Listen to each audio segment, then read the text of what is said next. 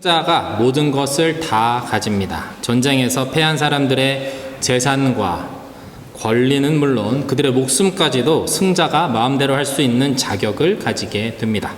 고대 로마에서는 전쟁에서 승리를 기념하기 위해서 개선문이라는 것을 만들었습니다. 그리고 승리한 장군과 군사들이 수많은 전리품을 가지고 그 개선문을 통과하여 들어오는 환영 행사를 성대하게 열었습니다.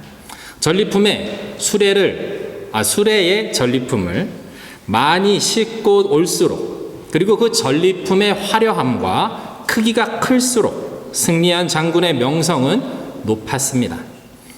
이스라엘과의 전쟁에서 승리한 블레셋은 그들의 전리품으로 언약궤를 가지고 돌아갔습니다. 블레셋은 아주 의기양양하게 이스라엘의 언약궤를 탈취해서 자신들이 섬기는 신인 다곤의 신전이 있는 아스돗으로 언약궤를 가지고 갔습니다. 다곤이라는 신은 하반신은 물고기의 모습을 하고 있고 상반신은 수염이 나 있는 남자의 모습을 한 풍요와 다산의 신입니다. 이 다곤 신은 해양 민족이었던 블레셋이 섬기는 최고의 신이었습니다. 이스라엘의 마지막 사사인 삼손이 장렬하게 죽어간 블레셋의 신전 역시 바로 다곤의 신전이었습니다. 블레셋 사람들이 이스라엘의 언약궤를 다곤의 신전에 넣어놓기로 한 이유가 성경에서는 자세히 나오고 있지 않지만 그 이유는 자신들이 섬기는 다곤 신이 더 강하다라는 것을 보여주고 싶어서였을 것입니다. 전쟁이 끝나고 완전한 승리를 맛보며 승리감에 도취된 블레셋은 자신들이 섬기는 신인 다곤이 가장 위대한 신이라는 것을 세상에 보여주고 싶었습니다. 그래서 이들은 여호와의 언약궤를 다곤의 신전에 갖다 놓았습니다. 그런데 놀라운 일이 벌어집니다.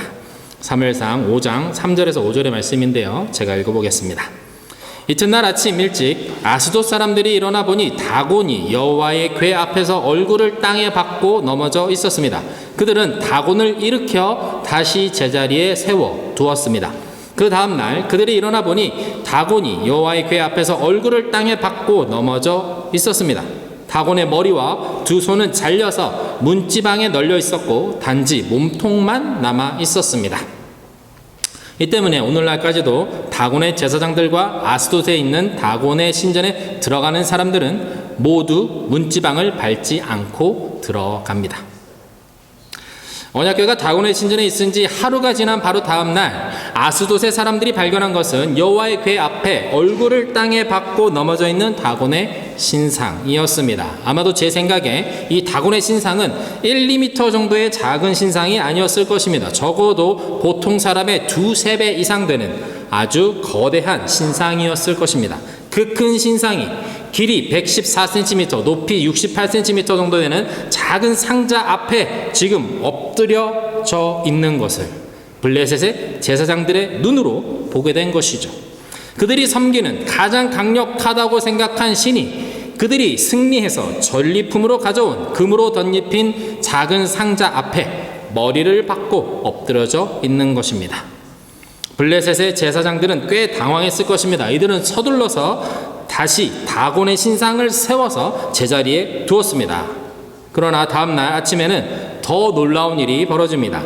다곤의 신상의 머리가 잘려지고 손이 잘려져서 그들이 문을 열고 들어오는 그 신전의 문지방에 그것이 놓여져 있었습니다. 신상의 몸뚱이는 어제와 같이 땅에 쓰러져 있었습니다. 이것은 살아계신 하나님이 우상에 불과한 다곤의 신과는 비교할 수 없는 분이라는 명백한 증거였습니다. 이 메시지는 아주 강력하게 블레셋의 제사장들과 방백들에게 전해졌을 것입니다. 그러나 그들은 놀랍게도 2번이나 쓰러진 다곤 신상에 대한 새로운 개념 정리를 하기보다는 다곤 신상에 잘려진 머리와 손이 놓여져 있던 문지방을 신성하게 여기어 이제 그곳을 밟지 않기로 하는 것으로 그 사건을 갈무리하고 있습니다. 여러분 놀랍지 않으십니까? 하나님의 역사가 일어나서 다곤의 신상이 쓰러지는 것을 2번이나 본인들의 눈으로 확인한 블레셋 사람들은 이스라엘의 하나님만이 참 신이라는 것을 인정하는 아주 상식적인 결론에 이르지 않았고, 오히려 쓰러져 있는 다곤 신상의 머리와 손이 닿았던 그 문지방을 거룩하게 여겨 밟지 말아야 한다는 결론에 이른 것입니다. 이제 두 번의 이 경고의 메시지, 그곳에서도 깨닫지 못하는 이 블레셋 민족에 대한 하나님의 심판이 시작됩니다. 사람들 사이에 종기가 생기는 병이 돌기 시작하고 많은 사람이 이 병으로 죽기 시작했습니다. 죽음과 질병의 고통이 시작되었습니다. 그러자 이 모든 일이 여호와의 궤 때문이다 라는 것을 아스돗 사람들이 말하기 시작합니다. 불평이 거세지고 원망이 거세지니까 아스돗의 지도자들은 여호와의 궤를 가드라고 하는 옆 도시로 옮기기로 합니다. 이제 하나님의 심판은 가드에 터지게 됩니다. 상황이 이렇게 되자 가드의 지도자들은 이 여호와의 궤를 또다시 옆 도시인 에그론으로 옮기려고 합니다. 그러자 에그론 사람들이 펄쩍 뛰면서 말합니다. 우리를 다 죽이려고 이 궤를 가져온다는 말이냐. 이제 블레셋의 모든 방백들, 그 지도자들이 모이게 됩니다. 그리고 회의를 해서 이스라엘의 하나님의 궤를 원래 있던 곳으로 돌려보내자라고 결정을 하게 됩니다. 그 결정까지 이제 7개월이라는 시간이 흘러갔습니다. 이스라엘이 전쟁에서 패하고 7개월이라는 시간 동안 블레셋의 온 나라는 고통으로 몸서리 쳤습니다.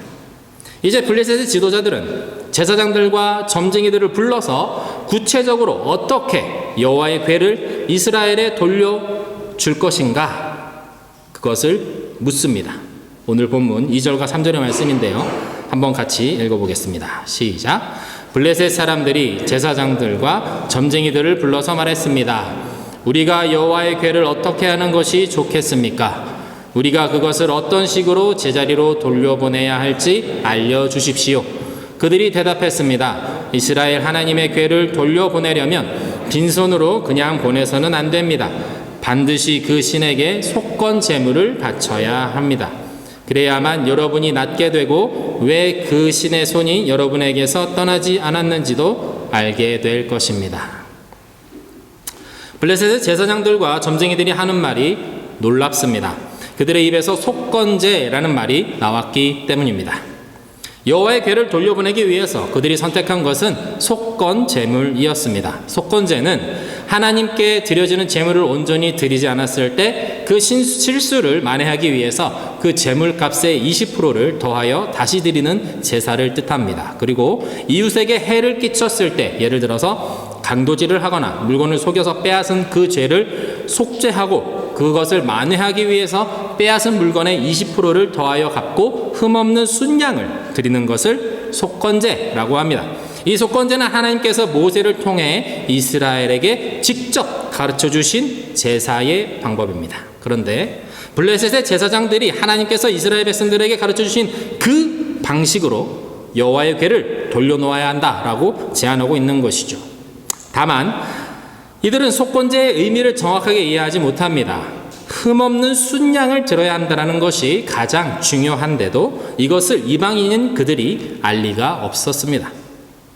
그래서 그들은 블레셋의 방식으로 속건 제물을 선택하죠. 본문 4절과 5절의 말씀인데요. 제가 읽겠습니다. 블레셋 사람들이 물었습니다. 어떤 속건 제물을 그 신에게 바쳐야 합니까? 그들이 대답했습니다. 블레셋 지도자들의 수에 따라 금으로 만든 5개의 종기와 5마리의 금 쥐를 바쳐야 합니다. 같은 수의 재앙이 여러분과 여러분의 지도자들에게 내렸기 때문입니다. 여러분들은 여러분이 앓고 있는 종기와 이 땅을 휩쓸고 있는 쥐의 모양을 만들어 바치고 이스라엘 신께 경의를 표하십시오. 그러면 혹시 하나님이 여러분과 여러분의 신들과 여러분의 땅을 치시던 손을 거두실지도 모릅니다. 블레셋에는 5개의 도시가 있었고 그에 따른 5명의 지도자들이 있었습니다. 따라서 금으로 만든 5개의 종기와 5마리의 금 쥐를 속건 제물로 하기로 합니다. 5절의 말씀을 보면 여러분이 앓고 있는 종기와 이 땅을 휩쓸고 있는 쥐의 모양이라고 말하고 있는 이 부분을 통해서 학자들은 쥐가 퍼뜨리는 치명적인 전염병인 패스트로 인해서 블레셋 사람들이 심판을 받은 것이다 라고 추측하기도 합니다. 아무튼 블레셋이 겪고 있는 이 병에 쥐가 연관된 것은 분명해 보입니다. 제사장들과 점쟁이들은 그들이 받고 있는 고통의 원흉인 종기와 쥐의 형상을 금으로 만들어서 그것을 제물 삼아 하나님께 속죄해야 한다라고 조언하고 있습니다. 그러면서 이들이 하는 말은 다시 한번 우리를 놀래킵니다. 6절의 말씀인데요. 한번 같이 읽어보겠습니다. 시작. 여러분은 어찌 이집트 사람들과 바로처럼 고집을 부리려고 합니까? 하나님이 그들에게 온갖 재앙을 내리신 후에야 그들이 이스라엘 사람들을 보내 자기 길을 가게 하지 않았습니까? 블레셋 사람들의 입에서 이스라엘의 역사 속에서 나타나신 하나님의 이름이 높여지고 있습니다. 이스라엘 백성들이 이집트를 나가는 것을 허락하지 않았던 파라오처럼 하나님 앞에서 고집을 부리지 말아야 한다라고 말하는 것이죠. 그 고집은 하나님의 심판을 피할 수 없게 하기 때문입니다. 이 독종과 전염병의 재앙 앞에서 더는 주저하거나 망설이는 것은 바로가 부렸던 그 쓸데없는 고집에 불과하다라는 것을 이들이 말하고 있는 것입니다. 하나님께서는 당신의 백성인 이스라엘 백성들이 아닌 이방 민족의 우상을 섬기는 제사장들과 이 점쟁이들의 입에서 하나님의 영광을 선포하게 하시는 하나님이십니다. 무당이나 점술가들은 다 압니다. 예수 그리스도가 하나님의 아들이시라는 것을 다 압니다. 하나님만이 참 하나님이시라는 것을 그들도 알고 있습니다. 다만 하나님의 백성인 이스라엘만 그것을 알지 못합니다. 그래서 그들은 하나님의 인재의 상징, 함께 하심의 약속, 사랑의 언약인 언약궤를 부적처럼 사용하다가 전쟁에서 패하였고 언약궤마저 적들에게 빼앗기고 마는 비참한 결과를 맞이하고 있는 것입니다. 블레셋의 제사장들과 점술가들의 말이 이어집니다. 7절에서 10절의 말씀인데요. 제가 읽어보겠습니다. 그러니 이제 새 수레를 준비하고 멍에를 맨 적이 없는 젖이 나는 소 2마리를 수레에 매십시오. 하지만 그 송아지들은 떼내어서 우리에 넣으십시오. 여호와의 궤를 가져다 수레에 싣고 속건제물로 그분께 드릴 금으로 만든 물건들을 상자에 담아 궤 곁에 두십시오. 수레가 가는 대로 보내되 계속 지켜보십시오. 만약 소가 궤가 본래 있던 곳 벳세메스로 가면 여호와께서 우리에게 이 큰 재앙을 보내신 것이요, 만약 그렇지 않으면 우리를 친 것이 그분의 손이 아니라 그저 우연히 우리에게 닥친 일임을 우리가 알게 될 것입니다. 그래서 그들은 그 말대로 어미소 2마리를 데려다가 수레에 메고 송아지들은 우리에 가두었습니다. 원래 언약궤는 레위인들 중에서도 허락된 사람들만 나무 막대기로 꿰어서 어깨에 메고 이동할 수 있었습니다. 그러나 블레셋 사람들이 이러한 것까지는 알 수가 없었습니다. 그래서 그들이 선택한 것은 멍에를 메어보지 않은 젖이 나는 어미소 2마리가 끄는 수레에 언약궤를 싣는 것이었습니다. 이것은 아주 위험한 일이었습니다. 왜냐하면 멍에를 메어보지 않은 소라는 것은 단 한 번도 수레를 끌어본 경험이 없는 소임을 뜻하기 때문입니다. 수레를 끌기 위해 소 등에 얹는 멍에의 무게를 처음 느껴보는 소가 무거운 수레를 제대로 끌 리가 만무합니다. 보통은 사람이 그 옆에서 소를 이렇게 끌어야 하지만 그나마 안전하게 통제 안에서 수레를 끌어갈 수 있는 것이죠. 게다가 젖이 나는 암소에게 수레를 끌게 한다는 것은 더욱 말도 되지 않습니다. 7절의 말씀을 보면 송아지들을 어미로부터 분리하여 우리에 가두고 그 어미소들로 하여금 언약궤와 금독종과 금쥐를 싣고 알아서 벳세메스라는 그곳으로 가는지 보자는 것이 그들의 계획입니다. 송아지는 아직 어미소의 젖을 먹어야 살 수 있습니다.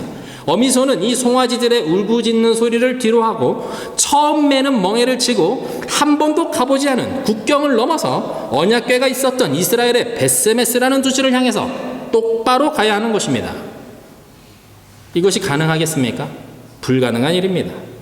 벳세메스가 어딘 줄 알고 미물에 불과한 이 암소 2마리가 힘을 합쳐서 언약궤를 실은 수레마저 끌고 벳세메스라는 곳을 향해서 나아가겠습니까? 엄마가 없으면 죽을 것이 뻔한 새끼들의 울음소리를 뒤로하고 앞으로 나아가는 어미소의 심정이 수레를 올바르게 끌 수 깨나 하겠습니까? 이러한 불가능한 조건에도 불구하고 이 두 마리의 어미소가 벳세메스를 향해서 나아간다면 이 모든 일은 하나님께서 하신 일이다 라고 볼 수밖에 없다 라는 것이 이 블레셋 제사장들과 점쟁이들의 주장인 것입니다. 과연 어떻게 되었을까요? 오늘 함께 읽은 본문 12절 말씀인데요, 같이 읽어보겠습니다. 그러자 소들이 벳세메스 쪽을 향해 곧바로 올라갔습니다. 소들은 울면서 큰 길에서 오른쪽이나 왼쪽으로 치우치지 않고 곧장 갔습니다. 블레셋 지도자들은 소를 따라가 벳세메스 경계까지 이르렀습니다. 소들은 벳세메스를 향해서 곧바로 올라갑니다. 큰 길에서 오른쪽이나 왼쪽으로 치우치지 않고 곧장 목적지인 벳세메스를 향해서 나아갑니다. 그런데 이 소들이 울면서 그 길을 갑니다. 아이를 잃은 어미의 심정을 눈물로 삼키면서 그 길을 가고 있는 것입니다. 여호와의 언약궤를 끌고 그 언약궤가 있어야 하는 곳으로 가기 위해서 어미 소들은 울며 걸어갔습니다. 오른쪽으로나 왼쪽으로나 치우치지 않았다라는 것은 이 어미소들이 뒤를 돌아보지 않았다라는 것을 의미합니다. 그 머리를 송아지들이 울고 있는 곳을 향해서 단 한 번도 돌리지 않았다라는 것을 의미합니다. 하찮게 여겨지는 소들도 알고 있다라는 것이죠. 그들이 지금 하는 일이 어떠한 의미를 가지는 것인지, 그들이 끌고 있는 수레에 실린 언약궤가 무엇인지 소들은 알았다라는 것입니다. 소들도 여호와 하나님을 존중하고 그 뜻에 순종하여 어린 송아지들마저 뒤로하고 하나님이 보여주신 곳을 향해서 그 사명을 이루기 위해서 하나님의 영광스러운 이름에 흠을 내지 않기 위해서 좌도 우로도 치우치지 않고 그 걸음을 멈추지 않았다라는 것입니다. 이 이야기 속에서 우리는 하나님의 심정, 하나님의 마음을 읽어낼 수 있어야 합니다. 사무엘상의 저자는 이 두 마리 소의 눈물을 빌어서 여호와 하나님의 마음이 무엇인지 말해주고 있습니다. 하나님의 백성 이스라엘은 여호와 하나님의 임재의 상징인 언약궤를 그들에게 승리를 안겨주는 부적처럼 하찮게 사용했습니다. 그리고 그 언약궤를 한낱 전리품으로 여긴 블레셋 역시 하나님의 심판 앞에서 어설프게 하나님의 율법을 흉내내며 하나님을 시험하고 있습니다. 이 재앙이 하나님으로부터 온 것이냐 아닌가, 그것을 알아내기 위해서 말입니다. 이미 그들의 신인 다곤이 2번이나 언약궤 앞에 엎드려져 있는 것을 보고도 그들은 여전히 다곤 신을 섬기기로 결정합니다. 이스라엘도 블레셋도 하나님을 하나님으로 인정하고 바라보지 못하는 것입니다. 하나님을 인정하지 않고 존중하지 않는 이스라엘을 떠나서 우상을 섬기는 이방 민족의 신전 한복판에서 당신의 거룩하심과 그 무한하신 영광으로 홀로 드러내신 하나님은 젖먹이 새끼들의 울부짖음을 뒤로하고 언약궤를 다시 돌려놓기 위해 하나님의 임재의 상징인 그 언약궤, 내가 너를 포기하지 않는다는 언약이 담긴 그 언약궤를 다시 이스라엘 백성에게 돌려주기 위해서 울며 벳세메스를 향해 걸어가야만 하는 2 마리의 암소를 통해 그 누구도 하나님의 마음을 헤아리지 못하는 이 시대를 향한 눈물을 흘리고 계시는 것입니다. 언약궤를 돌려놓기 위해서 이스라엘의 성막에 다시 그 언약궤가 놓여야만 하기에 새끼를 포기해야 했던 어미의 심정은 하나뿐인 아들 예수 그리스도를 십자가에 내어주고 죄에 팔려간 우리들을 다시 찾아오셔야만 했던 하나님의 심정과 결코 다르지 않습니다. 이사야 55장 6절에서 9절의 말씀을 세 번역으로 제가 읽겠습니다. 너희는 만날 수 있을 때에 주님을 찾아라. 너희는 가까이 계실 때에 주님을 불러라. 악한 자는 그 길을 버리고 불의한 자는 그 생각을 버리고 주님께 돌아오라. 주님께서 그에게 긍휼을 베푸실 것이다. 우리의 하나님께로 돌아오너라. 주님께서 너그럽게 용서하여 주실 것이다. 나의 생각은 너희의 생각과 다르며 너희의 길은 나의 길과 다르다. 주님께서 하신 말씀이다. 하늘이 땅보다 높듯이 나의 길은 너희의 길보다 높으며 나의 생각은 너희의 생각보다 높다. 인생이란 무엇입니까? 대답하기 어려운 질문입니다. 그러나 이 질문은 우리의 인생이 잘 풀릴 때 떠오르는 그 질문은 아닌 것 같습니다. 이사야는 말합니다. 악한 자는 그 길을 버리고 불의한 자는 그 생각을 버리고 주님께 돌아오라. 하나님께서 긍휼을 베푸시고 용서하실 것이다. 악하고 불의한 때가 바로 주님을 만날 때, 주님께 돌아올 때라고 말씀합니다. 자신의 악함과 불의를 깨닫는 그때에 긍휼하시며 사랑이 많으신 하나님께 나오는 것이 바로 주님을 만날 가장 적기라고 말하고 있는 것입니다. 바로 그때가 하늘이 땅보다 높듯 높고 높으신 하나님의 생각을 만날 그때라고 말씀하고 있는 것입니다. 언약궤가 빼앗겼습니다. 언약궤를 빼앗겼습니다. 언약궤를 가지고 전장으로 간 두 아들, 그들이 한날에 죽었습니다. 이 소식을 들은 제사장 엘리는 뒤로 넘어져 목이 부러져 그 자리에서 죽었습니다. 남편과 시아버지가 모두 죽었고 언약궤마저 빼앗겼다라는 소식을 들은 엘리 제사장의 며느리는 갑자기 몸을 굽으려 아들을 낳습니다. 그리고 그녀 역시 숨이 끊어집니다. 마지막 숨을 몰아쉬며 지은 아들의 이름이 이가봇. 그 뜻은 이스라엘의 하나님의 영광이 떠났다입니다. 지독한 절망이 이어지고 있습니다. 사사기를 이어서 여전히 소망은 보이지 않는 것만 같습니다. 그러나 이처럼 가장 어두운 시기에 하나님은 스스로 당신이 참 하나님이시라는 것을 우상의 신전 한가운데서 믿음이 없는 그 세상 속에서 증명하셨습니다. 그리고 미물에 불과한 암소 2마리를 사용하셔서 여호와의 임재를 다시 이스라엘 한가운데로 가져다 놓으셨습니다. 당신이 이스라엘과 맺으신 그 언약을 지켜내시기 위해서입니다. 사랑하는 믿는 복음교회 성도 여러분, 우리가 믿는 하나님이 바로 이런 분입니다. 그러니 절망하지 마십시오. 세상 가운데 두려워하지 마십시오. 사람을 부러워하지도 무서워하지도 마십시오. 세상 일로 너무 염려하지 마십시오. 우리가 믿는 하나님이 참 하나님이시며 참된 소망을 주시는 분이시기 때문입니다.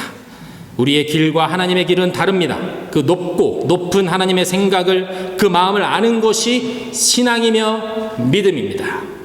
오늘도 주님의 생각을 알고 그 마음을 알아가는 귀한 인생의 하루가 되시길 주님의 이름으로 축원을 드립니다. 이 시간 함께